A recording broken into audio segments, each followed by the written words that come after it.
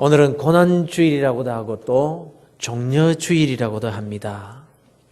주님께서 십자가의 고난을 당하시기 위해 예루살렘으로 입성하신 날이라고 해서 고난주일이라고 합니다. 그리고 또 그때 사람들이 거리에 몰려 나와서 호산나, 주여 우리를 구원하소서 호산나 하고 찬송하면서 종려나무 가지를 흔들었다고 해서 종려주일이라고도 합니다.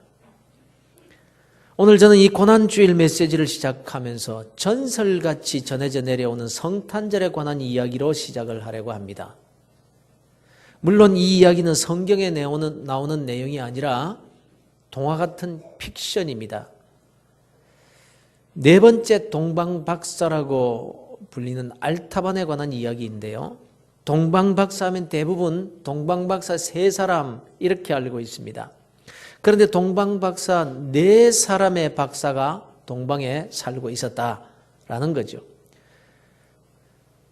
카스파, 멜키오, 발사살 그리고 알타반이라는 이 네 사람이었습니다. 그런데 이 네 사람은 모두가 다 아주 재산이 많은 부자들이었고 학식이 풍부한 그런 박사들이었는데 모두가 다 메시아를 기다리고 있는 믿음의 사람들이었습니다.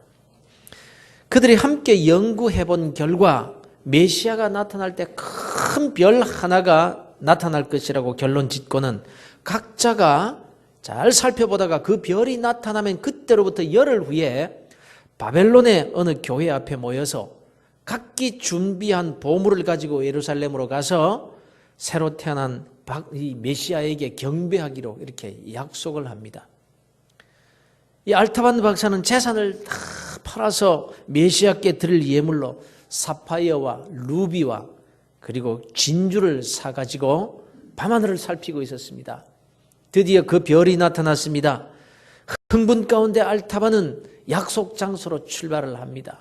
열흘 동안 열심히 말을 타고 달려서 약속 장소에 거의 도착할 즈음에 말이 막 떨면서 걸음을 멈추는 겁니다. 말에서 내려서 가만히 살펴보니까 길가에 어떤 사람이 누워있는데 병에 걸려서 신음하면서 죽어가고 있는 거예요. 그러면서 살려달라고 애원을 합니다. 그런데 알타반은 그를 도울 만한 여유가 없었습니다. 지금 평생을 준비하고 기다리던 메시아를 만나러 가는 길입니다. 제 시간에 약속된 장소에 도착해야 다른 세 박사와 함께 예루살렘으로 갈 수가 있었습니다. 그래서 그냥 말에 오르려고 하는데 그를 그냥 두고 가면 안 된다는 양심의 소리가 들립니다.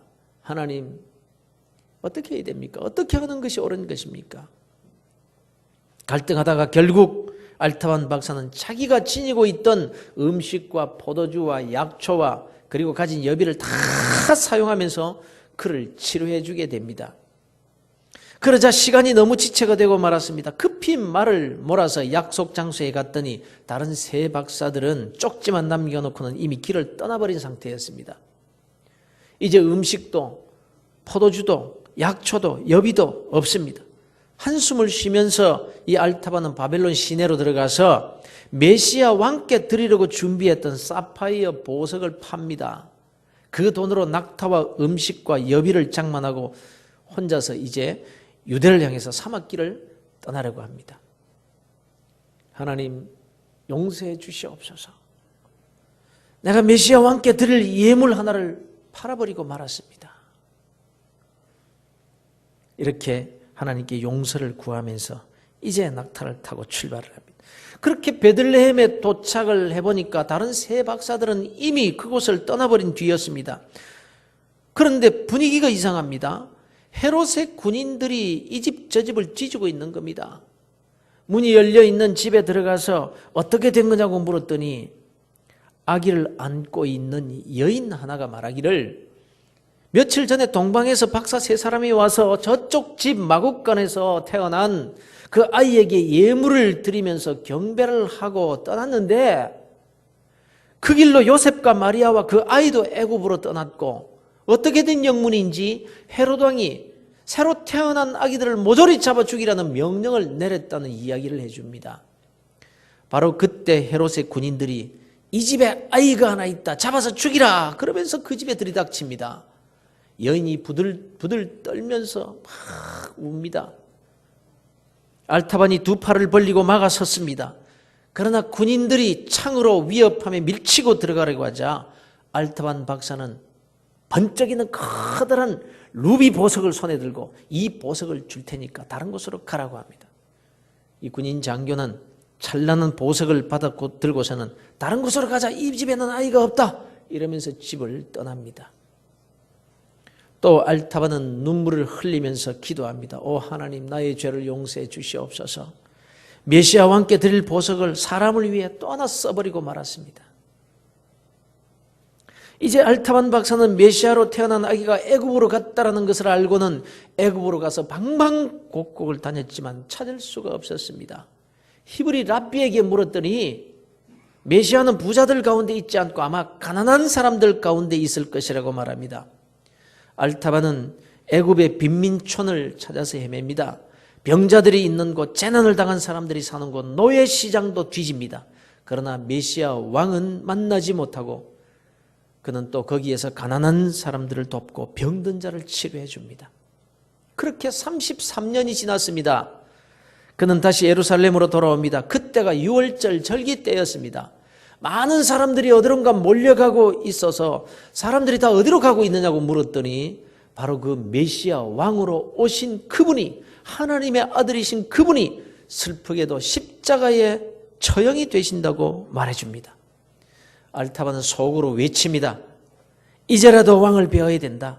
아니 이제 나는 그 왕을 구해야 된다. 하나밖에 남지 않은 이 보석과 내 목숨을 바쳐서라도 그 왕을 내가 구하리라. 이러면서 골고다 언덕을 향해서 뛰어갑니다. 그런데 길가에 일단의 군인들이 한 젊은 여자를 끌고 가고 있었습니다. 그런데 그 여자가 알타반의 발을 붙들고 엎드리더니 할아버지 저 좀 살려주세요. 저희 아버지도 박사였는데 죽었어요. 근데 아버지가 진 빚 때문에 지금 제가 노예로 팔려가고 있어요. 저 좀 구해주세요 하면서 막 웁니다. 알타반은 가슴속 깊이 간직하고 있던 그 마지막 진주 보석을 꺼내서 그 소녀의 손에 쥐어주면서 이것으로 내 몸값을 치르거라. 내가 가진 마지막 보석이다. 왕께 드릴 사파이어와 루비와 이제 마지막 진주까지 다 없어져 버리고 말았습니다. 알타반은 무너진 성벽에 기댄 채 기진맥진하여 쓰러지고 말았습니다. 그때 지진이 땅을 흔듭니다. 흑암이 세상을 뒤덮더니 하늘로부터 소리가 들립니다. 알타바나 내가 내게 먹을 것을 주었고 헐벗었을 때 옷을 입혀 주었구나. 내가 병들었을 때 네가 치료해 주었고 옥에 갇혔을 때 돌봐 주었구나. 내가 메시아가 태어날 때부터 환영한 사람이었고 마지막까지 돌봐준 사람이구나. 아니 제가 언제 그랬습니까? 그토록 찾아 헤맸지만 단 한 번도 메시아를 만나보지 못했고 드리려고 준비한 보석도 다 없어지고 말았는데요.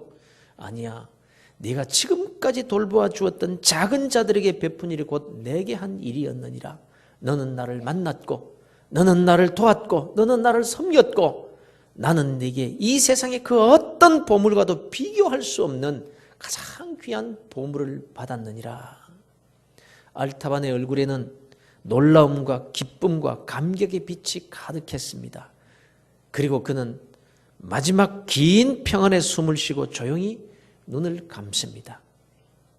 마태복음 25장에 지극히 작은 자 하나에게 한 것이 곧 주님께 한 것이라는 말씀을 이야기로 만든 것입니다.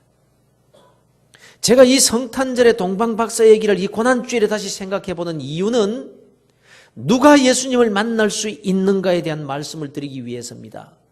즉 우리가 예수님을 직접 만나지 못해도 예수님을 만날 수도 있고 예수님께 예물을 드릴 수도 있고 예수님께 수종될 수도 있고 예수님을 대접할 수도 있다는 사실입니다. 아브라함이 부지 중에 하나님의 사자를 대접하여 복을 받은 것처럼 우리의 평범한 하루하루의 삶 속에서 작은 자 하나에게 우리의 이웃에게 선을 베푸는 모든 것은 곧 주님께 하는 것이라는 사실입니다. 그러니 할 수만 있으면 많은 사람들에게 선을 베푸는 성도들이 되시기를 바랍니다. 여기서 생각해 보고자 하는 점은 알타반이 예수님께 예물을 드리기 위해서 한평생 백발이 될 때까지 찾아 헤맸지만 만날 수가 없었습니다. 진귀한 보물을 준비해서 드리고자 찾아 헤맸지만 만날 수가 없었던 것입니다. 그런데 성경을 통해서 우리가 알 수 있는 것은 예수님은 찾아다녀야만 만날 수 있는 분이 아니라 오히려 가만히 있어도 찾아오시는 분이시라는 사실입니다. 그러면 예수님을 어디에서 어떻게 우리가 만날 수 있을까요? 주님께서 이렇게 말씀하셨습니다. 건강한 자에게는 의사가 쓸데없고 병든 자에게라야 쓸데있나니 내가 의인을 부르러 온 것이 아니요 죄인을 불러 회개시키려고 왔노라. 예수님을 만날 수 있는 조건은 죄인이어야 합니다. 죄인이면 됩니다. 예물이나 돈 가지고 되는 것이 아닙니다. 높은 자리나 권력으로 주님을 만날 수 없습니다. 세상에서는 높은 사람을 만나고자 할 때 이런 것이 통합니다. 좋은 차, 비싼 외제 승용차를 타고 가면 웬만한 곳은 문을 열어줍니다. 시장이나 장관도 돈이 많고 지체가 높은 사람이 찾아오면 만나줍니다. 그러나 행색이 초라하면 수위가 바깥문에서부터 열어주지도 않습니다. 그러나 주님은 이런 것으로 만날 수 없습니다. 주님은 죄인이어야 만날 수 있습니다. 그러면 이 세상 모든 사람들이 다 죄인이니까 다 주님을 만날 수 있는 것 아닌가요? 레위라고 하는 세리가 예수님을 만나 회개하고 자기 집으로 예수님을 초청합니다. 예수님이 레위의 집에 들어가 앉으셨습니다. 그때 바리새인과 서기관들이 삭개오의 집에서 했던 그대로 어떻게 예수가 세리와 죄인과 함께 먹고 마시느냐라고 비방을 합니다. 그때 예수님께서 말씀하시기를 병든 자에게라야 의사가 필요하듯이 나는 의인을 부르러 온 것이 아니요 죄인을 불러 회개시키고 고치려고 왔다라고 하셨던 것입니다. 그러니 이 세상 모든 사람들이 다 죄인이지만 예수님은 자기가 죄인인 줄로 인정하는 자를 찾아가 만나주시는 것입니다. 사랑하는 성도 여러분, 오늘도 예수님은 죄인을 찾아 만나주시는 분이십니다. 날마다 예수님을 만나고 싶다면 날마다 죄인이어야 됩니다. 스스로 의인 되어 높은 사람 만나는 것보다 죄인 되어 주님 만나는 성도들이 되시기를 바랍니다. 스스로 의인 되어서 청와대에 초청받아 대통령 만나는 것보다 날마다 죄인 되어서 만왕의 왕이신 예수 그리스도를 만나는 복된 그리스도인들이 되시기를 주의 이름으로 축원합니다. 인간의 모든 문제는 다 죄의 문제입니다. 이 세상의 모든 문제는 죗값으로 받은 저주 때문에 일어난 문제들입니다. 땅에서 일어나는 모든 문제가 다 죄 때문이라고 성경이 말씀합니다. 여기저기서 지진이 일어나고 재난이 일어나는 이 자연재해의 모든 이유도 다 죄 때문입니다. 국가와 국가 간에 일어나는 피비린내 나는 전쟁도 죄 때문입니다. 가정에서 일어나는 불화도 죄 때문이고 병들고 사고만 나고 이런저런 괴로운 일을 만나게 되는 것도 다 죄가 원인이라고 성경이 말씀하고 있습니다. 그런데 사람들은 이것을 인정하지 않으려고 합니다. 죄를 인정하지 않으려고 합니다. 그러면서 자꾸 원인을 다른 데서 찾으려고 합니다. 사람들이 자기의 마음속에 평안이 없고 기쁨도 없고 무언가에 짓눌려 자유를 누리지 못하고 살면서도 그것이 죄 때문이라는 점을 인정하지 않으려고 합니다. 그리고는 생각하기를 돈이 없어서, 집이 작아서, 가난해서, 병들어서, 가지지 못해서라고만 할 줄 알았지 죄 때문인 줄을 모릅니다. 개인적으로나 가정적으로나 국가적으로나 죄의 문제를 해결해야 모든 문제가 해결될 수 있다는 것을 모르는 거예요. 아니, 인정을 안 하는 거예요. 그러나 여러분, 죄 문제의 해결이 모든 문제를 해결받는 비결임을 믿으시기를 바랍니다. 개인적인 문제도 그렇습니다. 바로 이 죄의 문제를 해결해 주시기 위해 우리 주님께서 하늘 보좌를 버리시고 이 땅에 오셨고 온갖 고난을 다 받으시고 십자가를 지신 것입니다. 그리고는 이렇게 말씀하십니다. 나는 죄인을 불러 고치려고 왔노라. 오늘 본문에서 바울 사도는 나는 죄인 중에 괴수라고 이렇게 말합니다. 은혜 받을 자의 태도입니다, 여러분. 이 말은 내가 과거에 이런저런 죄를 지은 죄인이었다라는 것이 아닙니다. 과거뿐만 아니라 지금도 내가 죄인이라는 말입니다. 바울 사도도 자신을 의인으로 알았던 사람이었습니다. 그래서 남을 정죄하며 살았습니다. 그때는 그게 얼마나 어리석은 행동인지 몰랐습니다. 그런데 예수님을 만나고 죄사함의 은총을 받고 보니까 자기가 회방자요, 핍박자요, 폭행자였던 것을 알게 됩니다. 뿐만 아니라 지금도 나는 죄인 중에 괴수라고 이렇게 고백하게 되었던 것입니다. 그런데 바울 사도는 아시다시피 내가 죄인입니다, 이렇게 자기 자신을 죄인으로 깨달았을 때에 예수님이 찾아와 만나주신 것이 아닙니다. 바울이 살기 등등 해가지고 예수 믿는 사람들을 잡아 죽이려고 다메섹으로 갈 때에 예수님이 바울을 만나주십니다. 사실 대부분의 사람들의 예수님과의 첫 번째 만남은요, 죄를 인정하지도 않고 자기가 죄인인 줄을 모를 때 예수님을 만나게 됩니다. 예수님이 12제자를 처음 부르실 때도 무조건 부르셨습니다. 그들은 예수님을 만나고 나서야 비로소 죄인 줄 안 사람들이었습니다. 오늘날도 마찬가지입니다. 그리스도인이 처음 전도받아 교회에 나올 때 당신 죄인이요, 그러니까 예수 믿어야 됩니다, 이 말 듣고 내가 죄인이구나, 예수를 만나서 내 죄를 용서함 받아야 되겠다 이러면서 교회에 나온 사람 있을까요? 거의 없을 거요. 전도한다고 당신 죄인이요, 예수 안 믿으면 지옥 가요. 지옥에 들어가서 영원토록 불구덩이 속에서 고통당하지 않으려면 예수 믿어야 됩니다. 예수. 말이야 맞는 말이지만 이렇게 전도하면 오히려 아이고 그래 니 잘났다, 그래 나는 죄인이고 너는 의인이라고, 아이고 지겨운 예수쟁이들 니 복장이나 먼저 고쳐라, 아마 다 이렇게 반응할 거요. 그렇지 않습니다. 그저 교회에 나가자고 하도 조르는 통에 억지로 교회에 나오는 사람이 대부분입니다. 아내 등살에 못 이겨서 나오는 사람, 이웃이 하도 간절하게 애원을 해서 한번 나가주기로 하고 나오는 사람, 부모 때문에, 자식 체면 때문에 교회에 발을 들여놓는 사람들도 있습니다. 어쨌건 자신을 죄인으로 인정하지 않아도 예수님을 만날 수는 있습니다. 그러나 자신을 죄인으로 인정하지 않으면 예수님을 인격적으로 만날 수는 없습니다. 주님은 자신을 죄인으로 인정하지 않는 사람과 더불어 교제하지 않습니다. 그와 함께 다니시면서 그와 함께 일하시지는 않습니다. 예수 그리스도를 만난다는 것은 단순히 만나서 악수하고 끝나버리는 것이 아닙니다. 저도 청와대 영빈관에서 대통령을 만나 악수해 본 적이 있습니다. 그러나 그건 의례적인 일이었을 뿐입니다. 그것으로 끝나버리는 것입니다. 대통령에게 저는 그저 스쳐 지나가는 사람일 뿐 그의 기억에도 있을 리도 없고 다시 만나도 저를 알아볼 리도 없는 것입니다. 그걸 두고 나는 대통령과 가까운 사람이다, 우리는 서로 잘 아는 사람이다, 내가 만난 사람이다, 이런다면 이건 넌센스 아니겠어요? 예수 그리스도를 만난 사람들은 많습니다. 바리새인과 서기관들도 예수님을 만났습니다. 빌라도도 예수님을 만났고 대제사장 안나스와 가야바도 예수님을 만나서 대화도 나눈 사람들이었습니다. 그러나 이런 사람들을 두고 예수님이 만나주신 사람이라고 말하지 않습니다.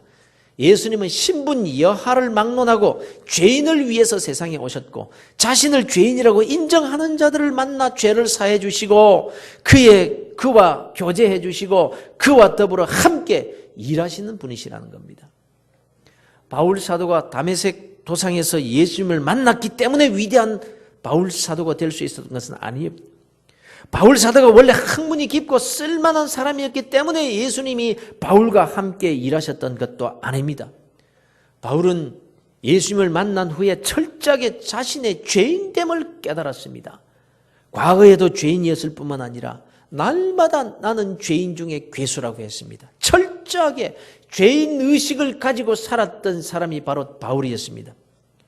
주님께서 바울과 함께 하셔서 이토록 위대한 이방인의 사도로 쓰신 이유가 바로 여기에 있었던 것입니다. 지금도 주님은 나는 의인을 부르지 않고 죄인을 부른다 라고 말씀하고 있는 것입니다. 사랑하는 성도 여러분, 모든 인간은 다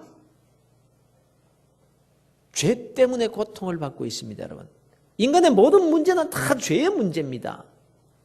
그것이 개인적인 문제건 사회적, 국가적, 인류의 문제이건 간에 다 죄의 문제입니다. 그리고 우리 주님은 이 죄의 문제를 해결해 주시기 위해서 이 땅에 오셨고 모진 고초를 당하시고 십자가에 피 흘려 죽으셨습니다. 오늘도 주님은 죄인을 찾아 그를 고치시고 그와 함께 일하시기를 원하십니다. 자기 자신을 죄인 중에 괴수라고 여기며 살았던 바울을 이방인의 위대한 사도로 사용하셨던 그 주님은 이 시대에도 자신을 죄인으로 여기는 죄인의식을 가진 자를 찾아 만나주시고 그와 함께 일하시기를 기뻐하시는 분이십니다. 그런데 바울은 사도로 쓰셨지만 오늘날 주님은 물질로 쓰실 자를 찾고 계십니다. 지식으로 쓰실 자를 찾고 계십니다. 어떤 자는 의술로, 교수로, 군인으로, 관직을 통해서 쓰시기를 원하십니다. 어떤 자에게는 재물의 능을 주시고 어떤 자에게는 지혜의 능을 주시고 어떤 자에게는 조직의 통솔력을 또 어떤 자에게는 가르치는 은사를 통해서 일하시기를 기뻐하십니다. 그런데 많은 그리스도인들이 이 간단한 원리를 놓치고 사는 거예요. 모두가 다 주님께 붙잡혀 쓰임받기를 다 원합니다. 그리스도인이라면 이런 문제 저런 문제가 있지만 그 문제라는 것은 하늘과 땅의 권세를 가진 주님께서 은혜 주시면 간단하게 해결되리라는 것도 다 알고 있습니다. 주님은 홍해를 가르치고 사막에 강을 내시며 죽은 나뭇가지에서 싹이 돋게 하시며 없는 것을 있게 하시고 안 되는 것을 되게 하시는 분이시라는 것을 잘 알고 있습니다. 그래서 기도합니다. 주님 제 손 붙들어 주세요. 주님께서 한 번만 제 손 잡아주시면 모든 문제 해결될 줄로 믿습니다. 이렇게 문제를 놓고 기도할 줄 압니다. 그러나 죄인의식이 부족해요. 나는 죄인입니다. 이 죄인의식이 없고 이 자세가 안 되어 있는 거예요. 기도 시간에는 나는 죄인입니다. 이 죄인을 불쌍히 여겨 주옵소서라고 기도하지만 삶 속에서는 가만히 보면 죄인에 대한 의식이 없어요. 언제나 자신이 살아서 큰 소리를 칩니다. 아내를 윽박지르고 남편을 원망합니다. 아직도 자존심 때문에 사람 앞에서 고개를 숙이지 못합니다. 하나님 앞에서는 죄인이지만 사람 앞에서는 아닌 거예요. 그런데 너희가 여기 내 형제 중에 지극히 작은 자 하나에게 한 것이 곧 내게 한 것이니라. 이 말씀은 선행만을 두고 하시는 말씀이 아닌 거예요. 모든 사람을 대할 때에 주님 대하듯 하라, 이 뜻인 것입니다. 그러므로 사람에게 제가 부족해서 그렇습니다, 제 탓입니다, 저 때문입니다라고 하는 것은 곧 주님 앞에 내가 죄인임을 고백하는 행위가 되는 것입니다. 부부간에도 내 잘못이요 미안하오, 이것이 아내에게 하는 것이 아니고 남편에게 하는 것이 아니라 주님께 죄인임을 고백하는 것으로 인정이 되어서 죄인을 부르시고 죄인을 만나시고 죄인과 함께 하시는 그 주님께서 바로 그를 고치시고 회복시키시는 그 은혜를 받게 될 자가 바로 죄인의식을 가진 자라는 것입니다. 이런 가정에 주님이 임하셔서 세상이 줄 수 없는 평안을 주시고 그 가정을 들어 하나님의 나라를 세우고자 하시는 것입니다. 이런 죄인이 많은 교회에 주님이 함께 하시고 능력을 주시고 시대적 사명을 맡겨주시는 것입니다. 고난주간에 금식하고 고행하고 절제하는 것만이 주님의 고난에 동참하는 것이 아니라 저 때문입니다. 저 때문입니다. 아니에요. 그게 어떻게 집사님 잘못이에요? 제가 잘못해서 그런 것이지요. 죄송합니다. 아닙니다. 제가 집사님을 위해서 기도하지 못해서 그런 거예요. 제 탓입니다. 이것이 진정으로 주님의 십자가의 고난에 동참하는 자가 되는 거예요. 대부분 자존심 때문에 이렇게 하지 못합니다만 교회에서 이런 자를 가만히 보십시오. 자신은 자기를 낮추지만 주님은 그를 높이십니다. 이런 자가 존경을 받습니다. 이런 자를 주님께서 높이십니다. 물질로 높이시고 명예로 높이시고 존경받는 자리에 앉게 하시는 거예요. 사랑하는 성도 여러분, 여러분 개인적으로 무슨 문제에 막혀 있습니까? 가정의 문제로 고통당하고 계시나요? 주님께서 그 문제 만지시면 해결될 줄로 믿으시기를 바랍니다. 전능자의 손에 붙들리면 그 어떤 문제라고 할지라도 합력하여 선이 이루어질 줄로 믿으시기를 바랍니다. 주님은 그 문제 붙들어 주시기를 원하십니다. 우리를 위해 생명까지 주신 주님께서 무엇이 아까워서 주시지 못할 것이 있겠습니까? 다만 주님은 죄인을 찾고 계십니다. 죄인 의식을 가지고 언제나 남을 섬기며 자신을 낮추는 자를 찾고 계실 뿐인 것입니다. 나를 힘들게 하는 누군가가 교회 안에 있습니까? 그냥 그를 섬겨버리시기 바랍니다. 그냥 축복해버리시기 바랍니다. 그냥 있는 그대로 말입니다. 주님께서 바로 그런 자를 찾고 계시기 때문입니다. 그를 붙들어 사용하시기 위해서 말입니다. 여러분, 오늘은 고난주일입니다. 나를 사랑하셔서 그 모진 십자가의 고통까지 마다하지 않으신 그 주님의 은혜를 기억하고 감사하는 주일입니다. 이 고난주일에 죄인을 찾아 구원하시고 그와 함께 일하시기를 기뻐하시는 그 주님을 바로 여러분이 만나게 되시기를 주의 이름으로 축원합니다. 그리고 내일부터 시작되는 고난주간 특세에 참석하셔서 나의 모습을 한번 진지하게 돌아보실 수 있게 되기를 바랍니다. 주님이 나와 함께 하시지 않는 이유가 가정에서, 교회에서, 하나님 앞에서 철저하게 죄인의식으로 살지 못한 것이 그것 때문이 아닌지 살펴보시는 은혜가 우리 모두에게 있게 되기를 간절히 소원합니다. 고난주일에 베푸시는 하나님의 은혜, 이 은혜를 꼭 여러분이 받게 되시기를 주 예수 그리스도 이름으로 축원합니다.